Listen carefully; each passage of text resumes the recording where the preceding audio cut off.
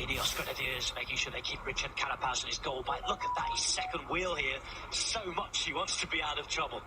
Then you have the Intermarché squad looking after Biniam, Girmay. Groupama FDG have been bumped out of position, and this is Jonathan Narvaez, and you could just see the reason there was that acceleration, a very tight corner, every single detail is cured and looked after by the team who want to keep their man safe. On the left-hand side, they've been riding all day, and here they are, 3 kilometres to go. Alpecin Fenix hitting the front. Look out for Mathieu van der Poel in the pink, leading out the man behind him wearing 26, Jakub Maričko. 3 Ks to the line. A few teams who were at the front have been bumped away. Lotto Soudal now trying to have to make their way through the centre again. Quick-Step Alpha Vinyl trying to do the same as well. Cavendish is on the wheel at the moment of Merco. Allerini is there, as is von Leerberger.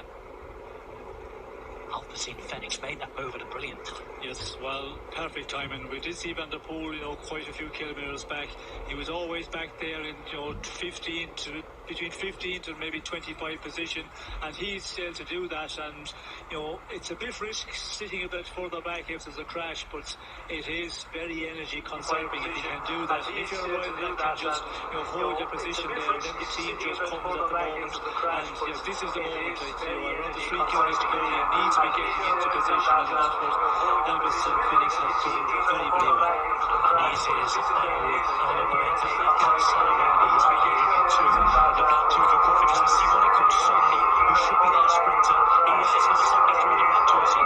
2 kilometres now, the making the way to Boston for left-hand side, the right as we look at it now.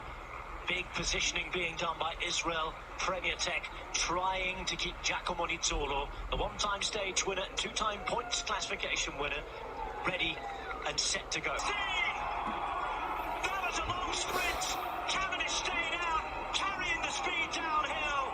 Marco placed him magnificently. And Mark Cavendish, 9 years after his last appearance at the Giro d'Italia, returns and wins. It's Quick-Step Alpha Vinyl's first stage win at the Giro for 4 long years. Cav, classy and firing. They hit the front at the right time, and they stayed there.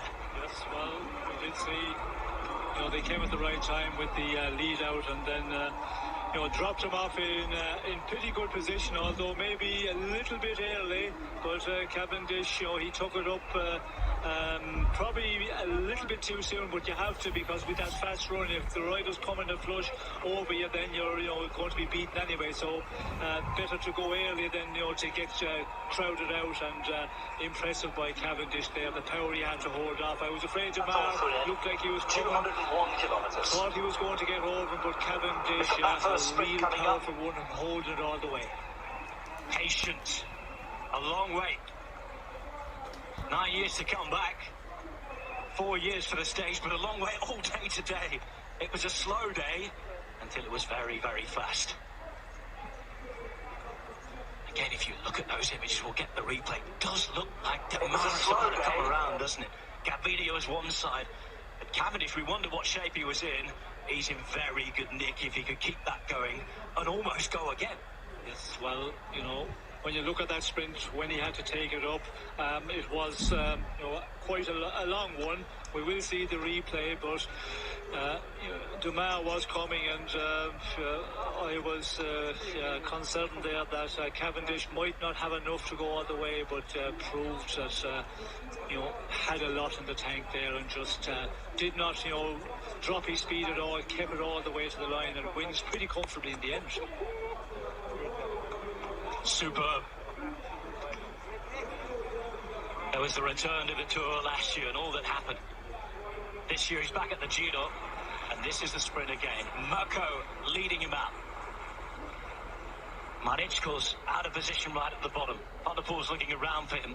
Left-hand side in the white, we can see Gaviria going. The right is the name you were talking about there, Sean. Dimar in good position, just cannot get around. Girmay boxed in a little bit. You can see that Maričko.